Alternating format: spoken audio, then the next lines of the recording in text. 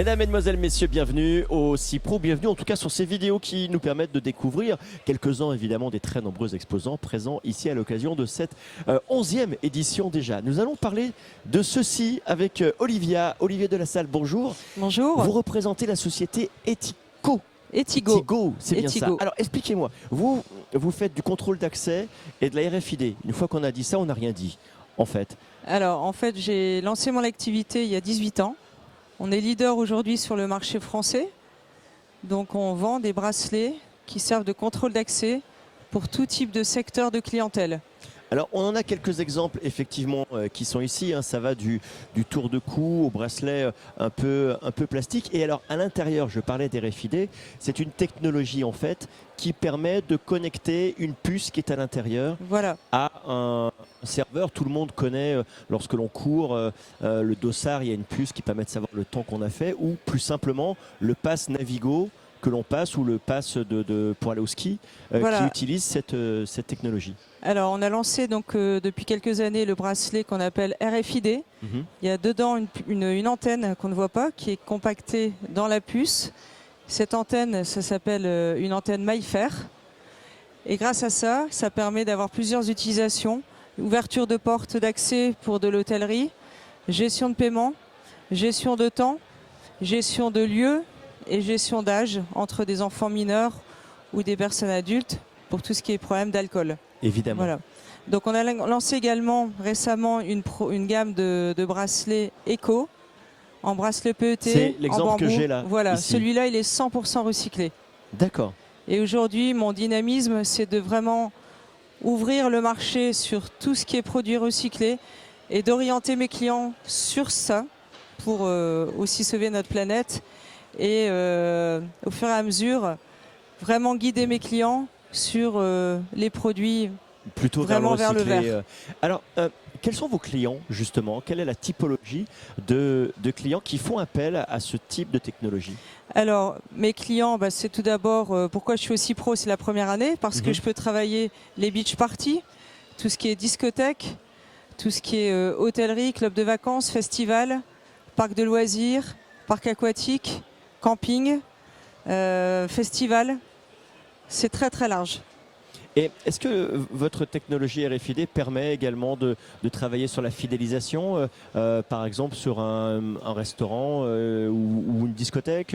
Plus les personnes payent avec, plus elles peuvent totaliser des points. C'est des solutions que vous pouvez aborder également? Alors nous, on est vraiment vendeurs de bracelets. Ouais. Après, on va orienter nos clients sur des fabricants purs où c'est vraiment leur cœur de métier, sur des systèmes de logiciels où ils vont pouvoir s'orienter sur soit du cashless pour les moyens de paiement de leurs clients, soit sur la gestion de temps, soit sur payer des accès spa. Enfin, tout est possible avec un bracelet RFID. Aujourd'hui, un bracelet RFID, c'est comme une carte bleue.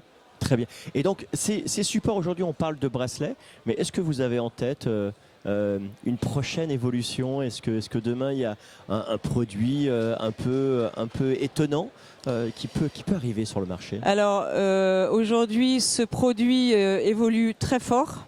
Je suis très à l'écoute de ce qui bouge aussi dans le milieu, justement, sur tous les produits verts, éco.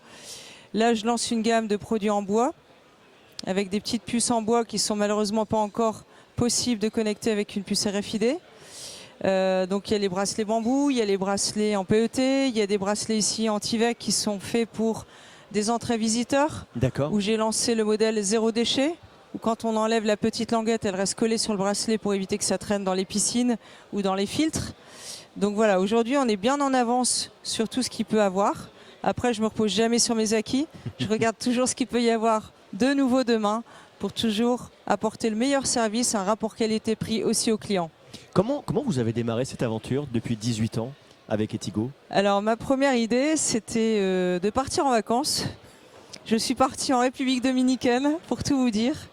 J'ai eu un bracelet qui n'était pas du tout RFID à ce moment-là. J'ai eu un petit bracelet vinyle et l'idée est venue de là. Donc comme quoi, il faut prendre des vacances. Après, Et 18 ans après, on est toujours là. Je suis leader sur le marché français. Aujourd'hui, je livre toute la France, l'Europe, le monde, aussi bien le Brésil que le Japon, que les Dom-Tom, que l'Afrique du Sud. Je peux livrer partout. Morale de cette histoire, prenez des vacances. Prenez des Pour vacances avoir des idées. et aussi avoir un bon staff. Donc Ouais. je salue toute mon équipe qui, moi sans eux, je ne pourrais pas réussir à ce que j'ai fait Vous aujourd'hui. êtes combien? Vous employez combien de Aujourd'hui, dans personnes? mon équipe, on est 12. 12 personnes. Voilà, donc on a graphiste, on a tout le staff, les achats, le commercial, les magasiniers, La société la s'appelle logistique, tout. Etigo.